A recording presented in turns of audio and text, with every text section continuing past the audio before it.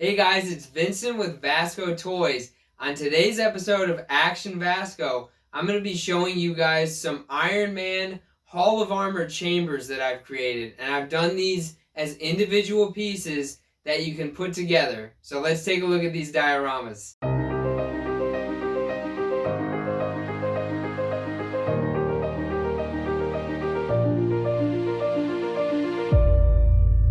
Vasco Toys. Action figure, dioramas, and props. Just wanted to start out with a full view of all the chambers together. The lights are all on, even though it's difficult to tell because I have this lit up pretty well. And the Iron Man figures that I have, for the most part, are in the chambers. And then, of course, we've got Tony up in front here, unhelmeted in the classic AI Marvel Legends figure with the 80th anniversary head on it. But I wanted to show you guys just the kind of like full view, so to speak, of these three chambers that I have. There are some differences to the chambers, and I'm going to kind of talk about those differences in the different shots throughout this video. But just wanted to kind of give you a glimpse of what I was envisioning when I started developing these one by one, and hope that you guys like them.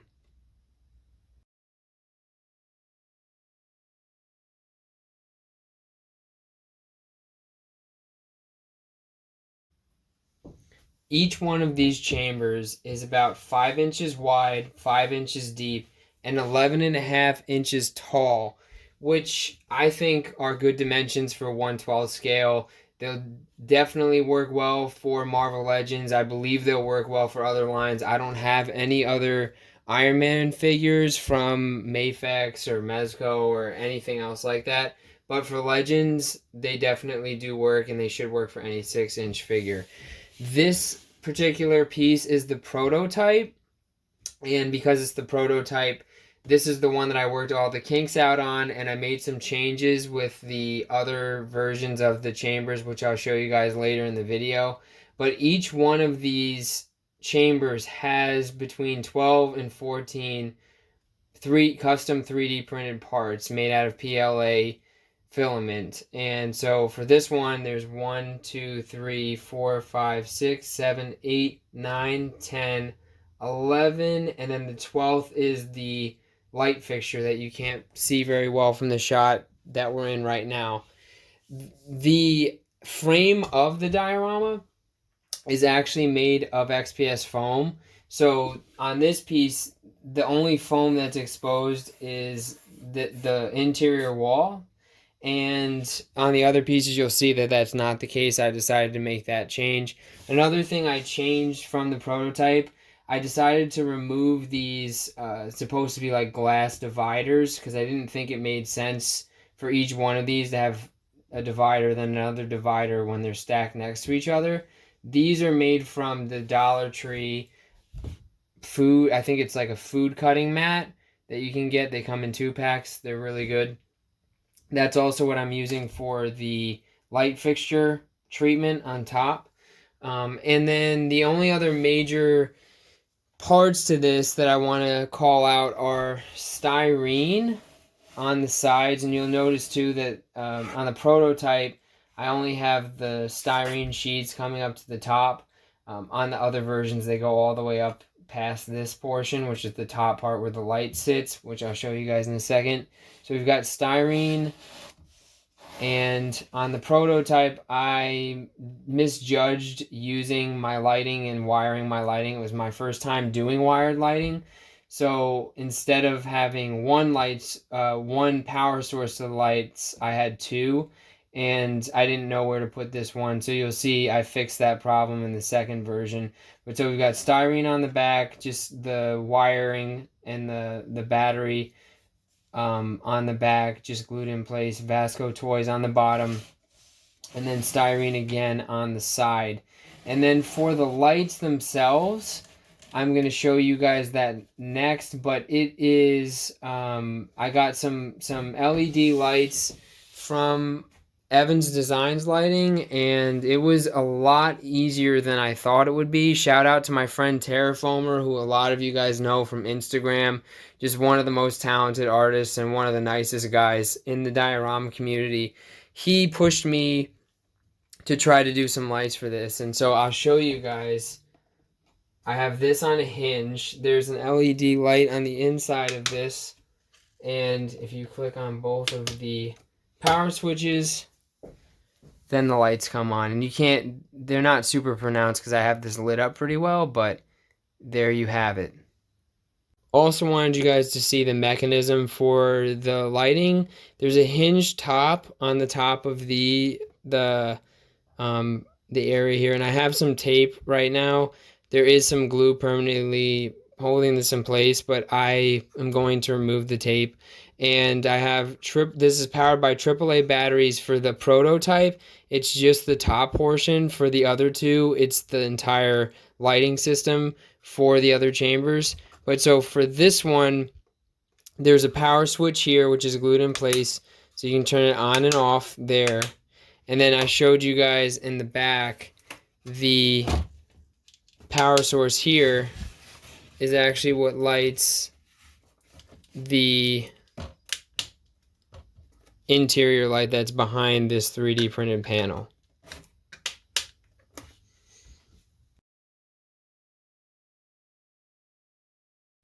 This is the second version of the chamber, and the second version of the chamber ended up being what are chambers 2 and 3.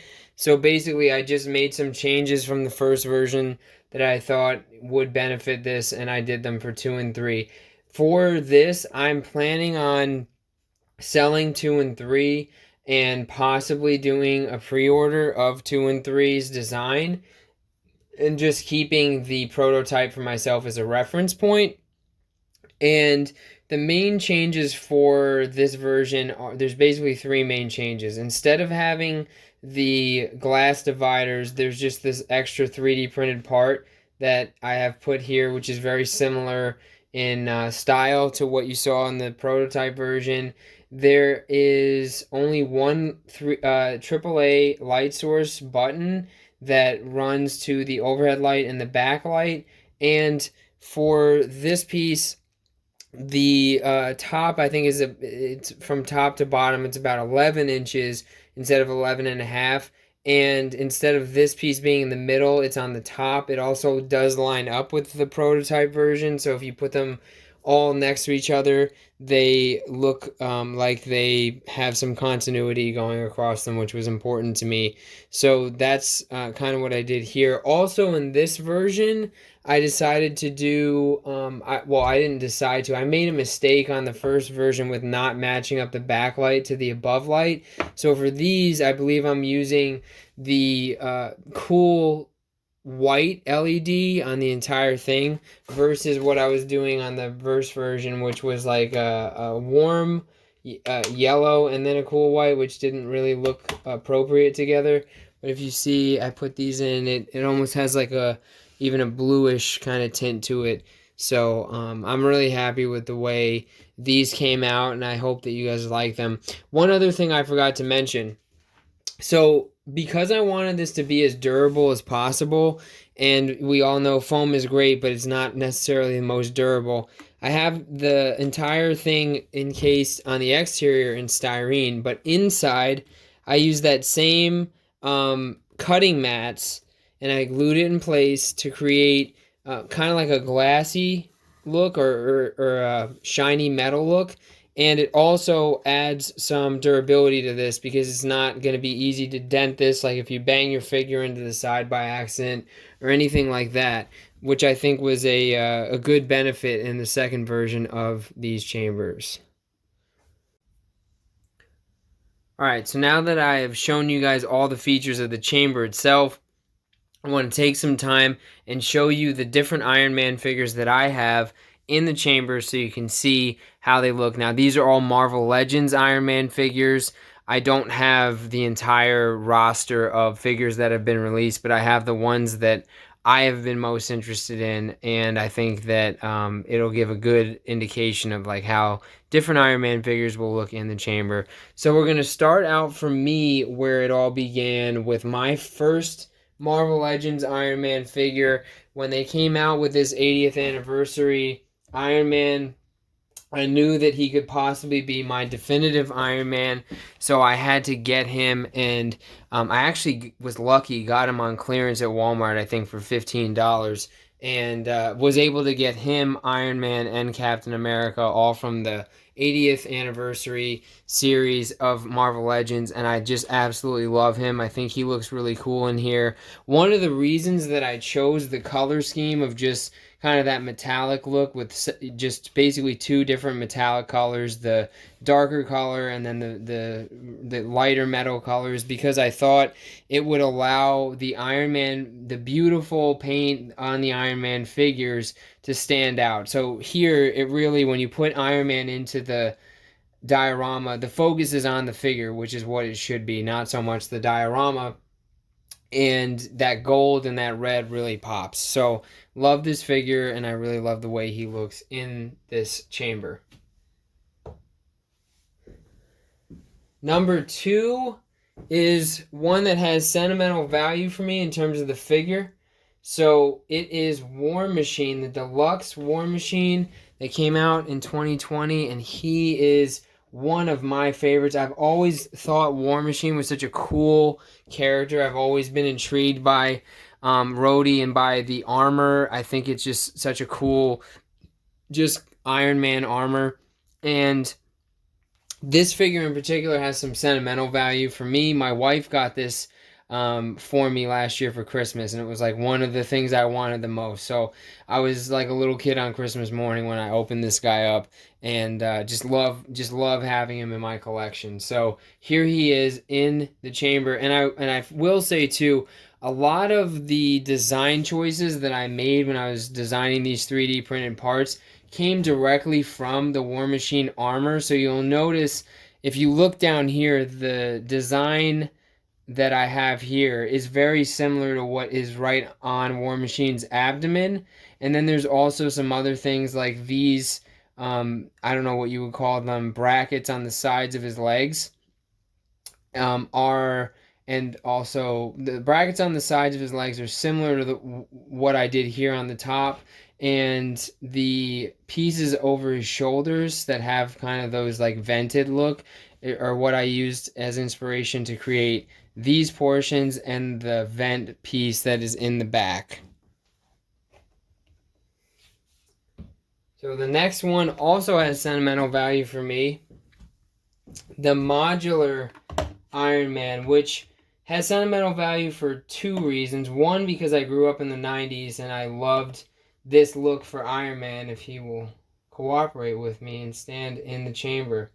Yeah, I loved this look of Iron Man. I wasn't huge into the show that was on in the 90s, but I loved when he appeared in the Spider-Man show, and just overall loved the look of him in this armor. So that's number 1. But also, my son was born earlier this year, my second child, and I wanted to get him his first action figure, and I wanted it to be something that was like worthy of being a first action figure. And this guy came out right around that time, so I figured this would be a good one for him. And so, in addition to getting this for myself, I have one for him unopened in its original packaging that I'll be saving for him. So that's pretty cool. But anyway, he looks really cool in here. I hope you guys think he does too.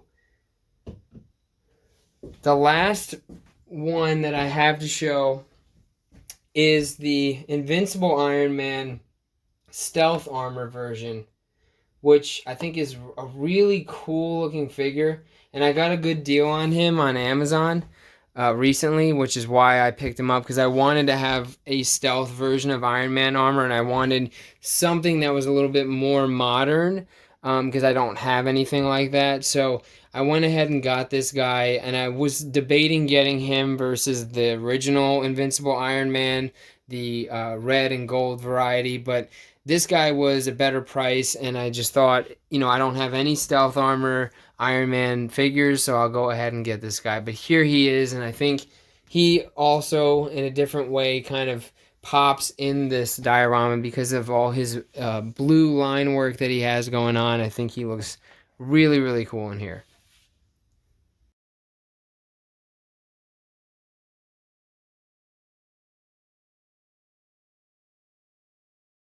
Thank you guys so much for watching this episode of Action VASCO, where we took a look at my Iron Man Hall of Armor chamber dioramas. I love the figures that Hasbro's been giving us for Iron Man in the Legends line over the last few years, and I hope you do too. Comment below and let me know what is your favorite recent Iron Man figure. Thank you guys for watching, and please follow along with us on our social channels at vascotoys. Don't forget to subscribe, and we'll see you in the next video.